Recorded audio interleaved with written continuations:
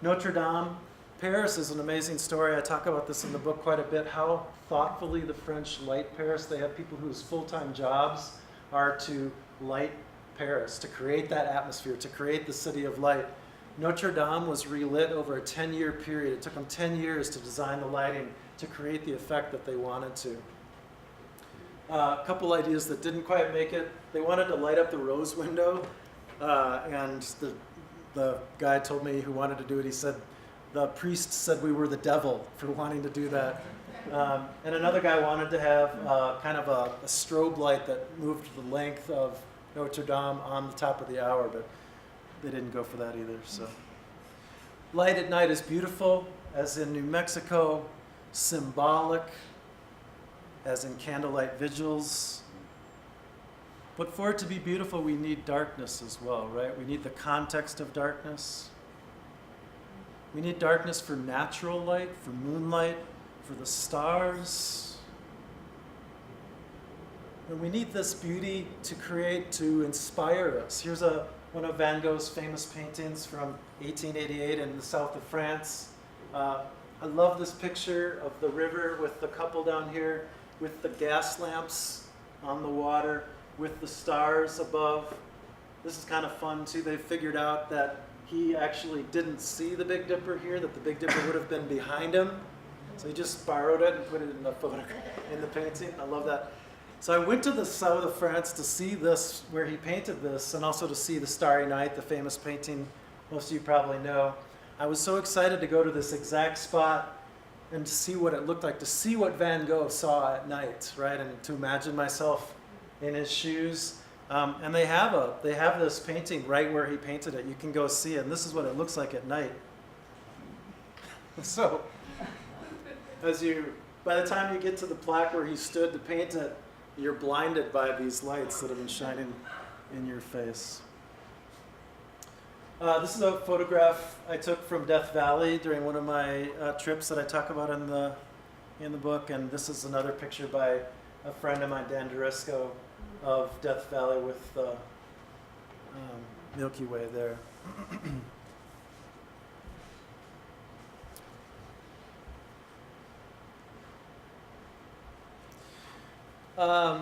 So just a reading to close out our time together, and then I'm happy to answer questions if you have questions, and to sign books if you'd like to do that as well. So one of the first trips I took was to fly from Minneapolis to Las Vegas and rent a car in the evening in Las Vegas and drive north to the Great Basin National Park up there, which is one of the darkest places we have left.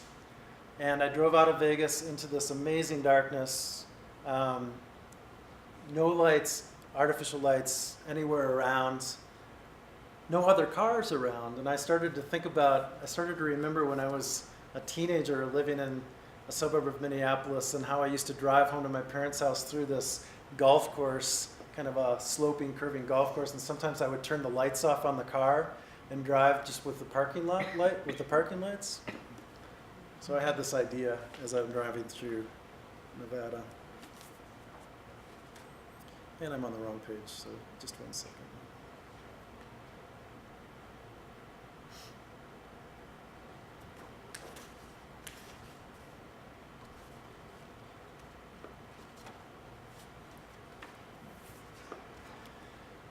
In the Minneapolis suburb where I grew up lies a golf course with a road cutting through its center, white picket fences on either side. As a teenager, I drove an old Volvo box that allowed me to turn off its headlights and sail a sloping, curving road lit only by parking lights, 35 miles an hour. The red wagon I own now is too smart and safe for that. The headlights remain on whether I want them to or not, and I assume the same is true of my brand new rental. But I'm wrong. The temptation is immediate and irresistible. And despite the fact I'm not going 35 miles an hour on this straight highway, but nearly 3 times 35, I rotate the dial. In an instant, the road disappears, my stomach drops, and I feel as though flung from the edge of the earth. The sensation is exhilarating fear, as my every fiber demands to know what I'm doing. I turn the headlights back on and feel my heart return to beating.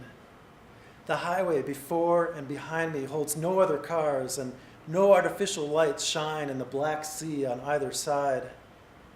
I turn the lights off again and again, longer each time, long enough for my eyes to focus on what little of the highway my parking lots reveal, long enough to look ahead at the starry night flowing toward and over and past, and think of Star Trek's Starship Enterprise accelerating into space, long enough to feel the car begin to float from the road's surface and fall into the sky.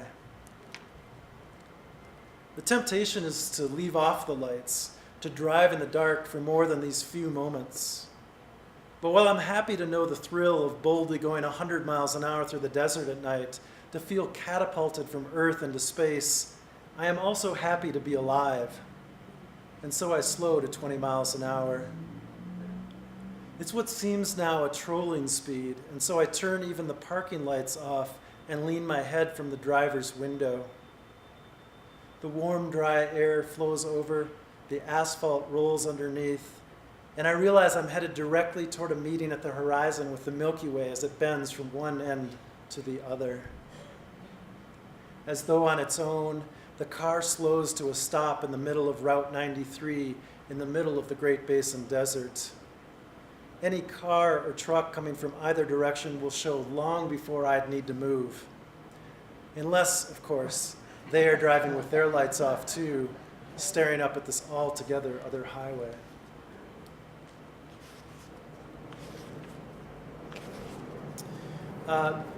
Just once again, thanks for coming. It's great to be here. Thanks to the Boulder Bookstore for having me. And again, quick passage here and then time for questions. So the astronomer Chet Ramo is somebody that I really like, and he does a demonstration on his classroom floor where he tries to help students understand the immensity of the universe, of just the Milky Way universe. He says, I've often constructed a model of the Milky Way galaxy on a classroom floor by pouring a box of salt into a pinwheel pattern. The demonstration is impressive, but the scale is wrong. If a grain of salt were to accurately represent a typical star, then the separate grains should be thousands of feet apart. A numerically and dimensionally precise model of the galaxy would require 10,000 boxes of salt scattered in a flat circle larger than the cross-section of the Earth. This means that every star in our night sky, every individual star any human has ever seen with his or her naked eye, is part of our galaxy and its several 100 billion stars. Outside our galaxy exist innumerable other galaxies. One current estimate put the number at 500 billion. At some quick point, the size of the universe becomes overwhelming, its distances and numbers bending our brains as we try to comprehend the incomprehensible, that our night sky is but one tiny plot in a glowing garden too big to imagine. But of course, for all of human history, we have indeed imagined. Ancient civilizations from North America to Australia to Peru created constellations not only from groups of individual stars, but even from the black shapes made by gas and dust that lie between Earth and our view of the Milky Way. And in these countless stars, in their clusters and colors and constellations, in the shooting showers of blazing dust and ice, we have always found beauty. And in this beauty, the overwhelming size of the universe has seemed less ominous, Earth's own beauty more incredible. If indeed the numbers and distances of the night sky are so large that they become nearly meaningless, then let us find the meaning under our feet. There is no other place to go. The night sky makes this clear. So let us go dark. Thank you.